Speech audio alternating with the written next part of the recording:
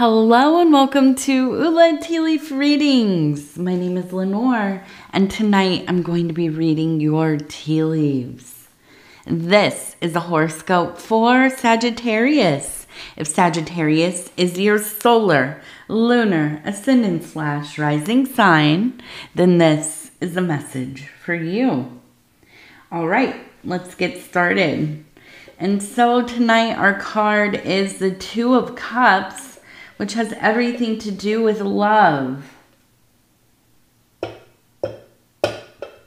Okay, Sagittarius, let's take a look and see what these tea leaves have to say today.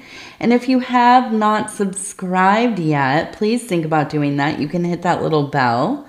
It'll let you know when the next readings are coming out. It is free to subscribe.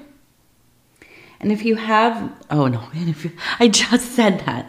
And also if you'd like to leave a comment or hit that little like button, that would be awesome as well. Thank you so much. Okay, let's take a look.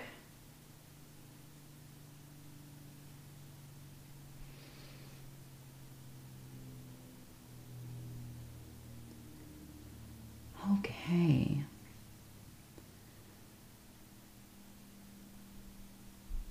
So the first thing I want to look at is we have a person standing here, okay? We have a person here pointing. We have somebody's face. We have an eye here. We have their nose. Their mouth is open. We have another person under here with their hands kind of raised. And I have this real feeling of kind of conflict, right? Just somebody who really is quick to raising their voice, to anger, right? Their communication style is like super chill or just absolutely, flying off the handle. No in between, okay? So I almost wonder if this was maybe a family member and if this was maybe when you were younger, okay? Because the face is so big, and I am so sorry. I just smudged my glasses and to wipe them off there for a second. The face is so big, right?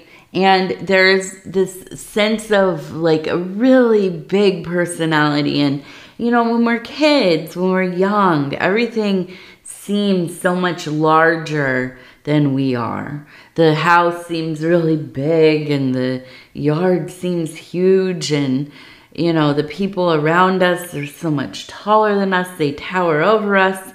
And so when they start moving towards anger, it really is just emanating energy. It takes up all of the air in the room. So I do feel like, yeah, this was somebody, maybe a parent, right? Usually it's like a parent, maybe a grandparent or an older brother or sister. Whoever this is, it feels like it really left an impression on you. This feeling of trying to stay away from angry people, right? And I think that's really what ended up happening with you as you got older. It was this very conscious decision that I'm not going to be around people who yell at me or call me names or, get super volatile. So I think that this really has been, something that has been quite intentional. You can see pointing at it. It feels like, the psyche saying, don't forget about this energy. Don't fall into the trap of repeating cycles, right? Seeking out a partner who ends up being just like this. And that happens so often, doesn't it? We live out these patterns until we decide that we have to break them. Well, I wonder if you just never did, right? You know, they're often in families, the couple of kids or the one kid that kind of goes the opposite of how they were raised or what they were raised around. And I wonder if that was you, you know. So I think that this is something that really, it comes up, you know, it does. And I think that when you encounter that kind of behavior, it takes you right back. You are not somebody who is motivated by, you know, like yelling and shaming and, you know, get in line and, you know, this kind of almost like a drill sergeant type of energy, right? And I feel the same way. I close down when people treat me that way. And now I'm in recovery, and I went to like rehab, right? Years ago, like over 10 years ago or whatever. And that was like, they try to figure out like what is going to work with people, right? And you know, sometimes some people do, they need that kind of real tough, regimented kind of care, you know. I think a lot of people do respond to it, but some of us just absolutely, it's too triggering. It brings up, you know, to me, I shut down. I just immediately shut down. I go into myself, and I get the feeling this is similar. You know, you don't like to be singled out and yelled at and or told, you know, terrible things about yourself or, you know, whatever. So I feel that, yes, this has been something that not only have you avoided, but I think that you've done a lot of work so that you yourself do not repeat this energy. You're not somebody who is, you know, out here kind of, you know, taking up the mantle. Is that the right word? I think. You know, continuing to have this energy kind of permeate through the family line. I think that if you've had kids or you know, relationships and family, you've created your own family, you do not, you don't operate in this way. Okay. So let's turn it a little bit, because I know there's some other things over here. Now I'm seeing the name Sam, S-A-O-A-M. Okay, Sam. It also will be was when we turn it upside down. Sam or was. Okay.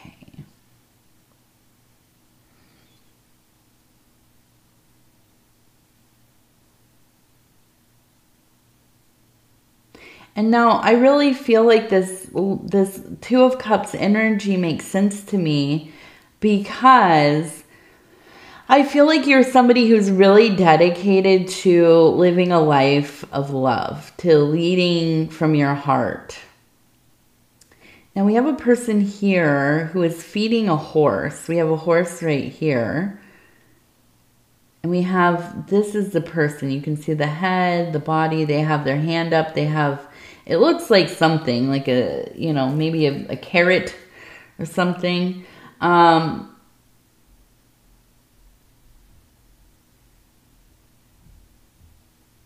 It looks like it says Ian, I-A-N, Ian. So I feel whenever I see the horse, there is a sense of movement of deciding, yes, I'm going to kind of push these energies through my life. I'm going to, you know, get on that thing, and I'm going to make some changes in my world. And so I do feel like there is a sense of kind of planning for some kind of shift in your world.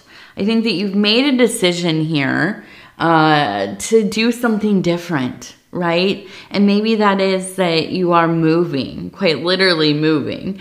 Maybe you're moving in with somebody, you know, maybe moving out. I don't know. It could also be like a different job or changing positions. Maybe you are retiring. You know, whatever it is, it does feel like a fundamental change.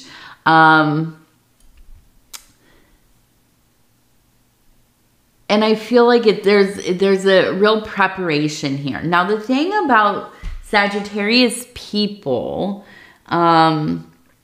is that I think that you're often really good at like getting ready to make a big decision.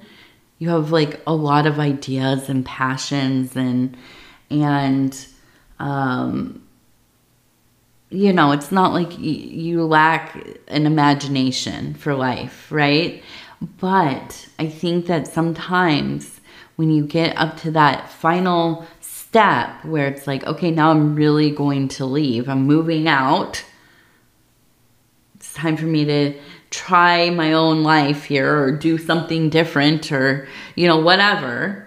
Yeah, it can be difficult for you to really kind of follow through, okay? And I don't know what that is about Sagittarius people. You all are, I think you endure a lot sometimes from people, the way that people behave. And I want to be careful here, you know. I'm not like trying to blame it on you. I don't think so. I think, you know, in a real way, I think that you have such a good heart and try to be so compassionate and empathetic. You love so deeply that sometimes it can keep you in situations longer than maybe you should be, okay? But I think as you grow, as you get older, as you've been through more and more things in your life, I think that there's more motivation there. There is a lot of bravery. I mean, it really is a sense of bravery and also just not putting up with stuff. Just not wasting your time. Not, you know, you give people a chance, but not too many chances, right? Having boundaries, adhering to those boundaries. And so, you know, I see this and it is. I think there's like this idea that, yeah, I want to do something different. I'm going to take my time to get things aligned in the way that I feel that they need to be. And then I'm going to take that step, okay? And this horse looks very confident. So I do feel like it will be definitely something that you commit yourself to. Whatever it is that you have going on that you've been thinking, I want to change this. I want to do something else. Yeah, I definitely think that will come to pass here. Okay. We've been there. And I want to look this way. So I'm looking here and to me, I just thought, okay, this is like a home, being home. And then we have a person standing here. You can see it reminds me very much of a goddess. Okay. Now we also have, it looks like holding something. And then we have the side of a face here, like they're feeding somebody. So immediately I feel like, yeah, you have been taken care of, or at some point in your life, you were taking care of maybe that parent that, you know, had the yelling, right? Or a family member, whoever, somebody who is elderly.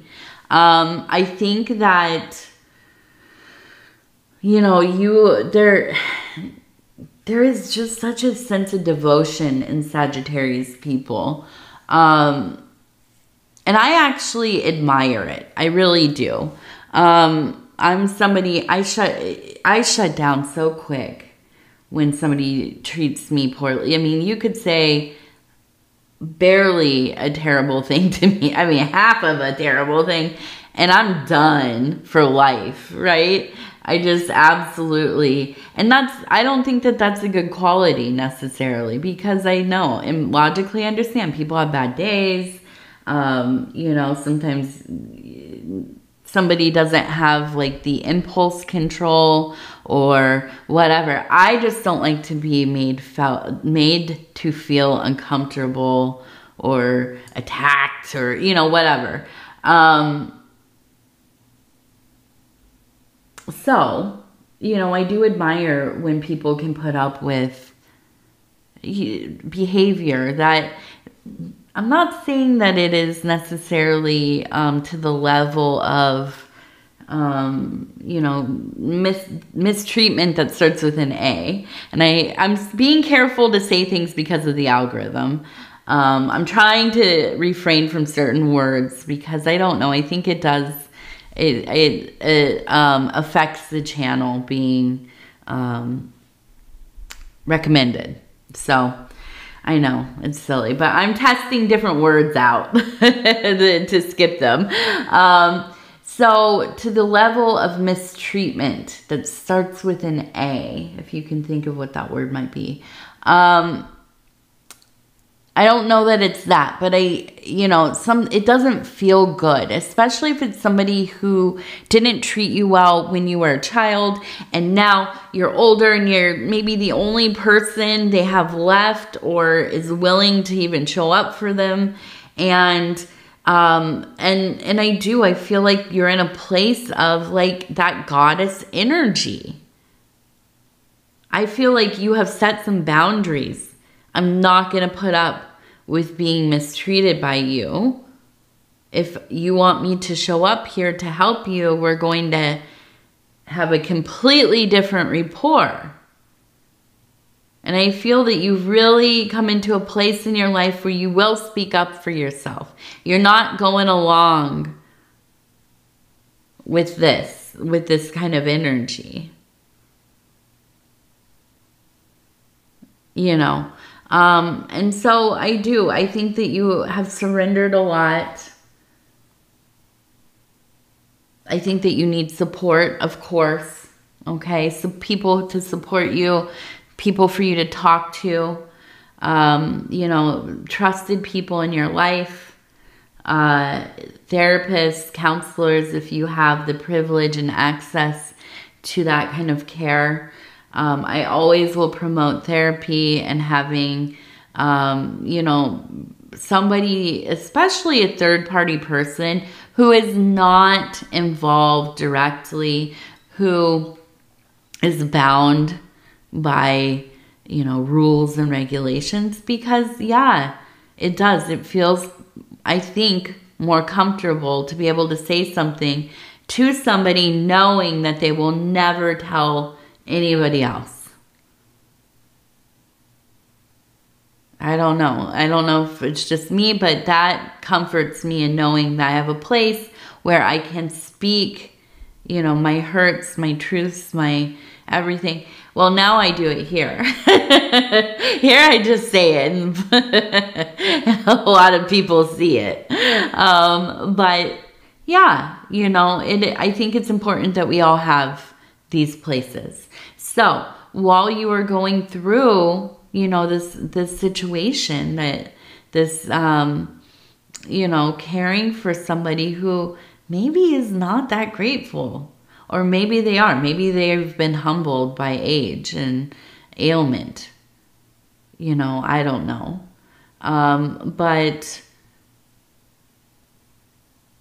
I do think that it's important for you to have the support. And I see, you know, in your, in the bowl here, we do have other people around. Okay. So I do feel that there is the ability to kind of, interact with others in your life that will be helpful. It's a matter of you reaching out. That's the big thing. Here's the other thing about I almost said Cancer. It's not Cancer. Sagittarius. Now I almost said Scorpio. Sagittarius people is you internalize things. You keep it pushed down. Especially when you need some help. A little bit of help. A smidge of help. Right? You carry the world on your back so often. And that's not always a good thing. I mean, rarely is it a good thing. It will burn you out. And that's something we all have to try to avoid. We live in a world that really, really romanticizes working yourself to the bone. Having such a complex life, so busy, so many things to do, you know, so many moving parts, and yeah, just burning yourself right out. And if you've been through burnout, you know, there's nothing heroic about it. It sucks. It does not feel good to just be at your wit's end or to have no energy, full mental exhaustion. It's not something, you know, and unfortunately the way that life is set up for a lot of us, it happens. You know, it happens. So, you know, making sure that you are getting that support, resting, making sure that you're getting enough sleep, you're having at least a little bit of time for yourself here and there. You know, once a week, even if you can. Having an afternoon or, you know, even just an hour for yourself. You know, it's important that we find the time to be able to recharge ourselves, right? Okay, so we have a fish down here.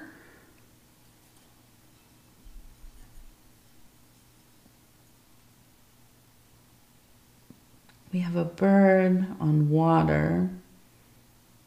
We also have an E name. E. All I can think of is E. Cummings, the writer.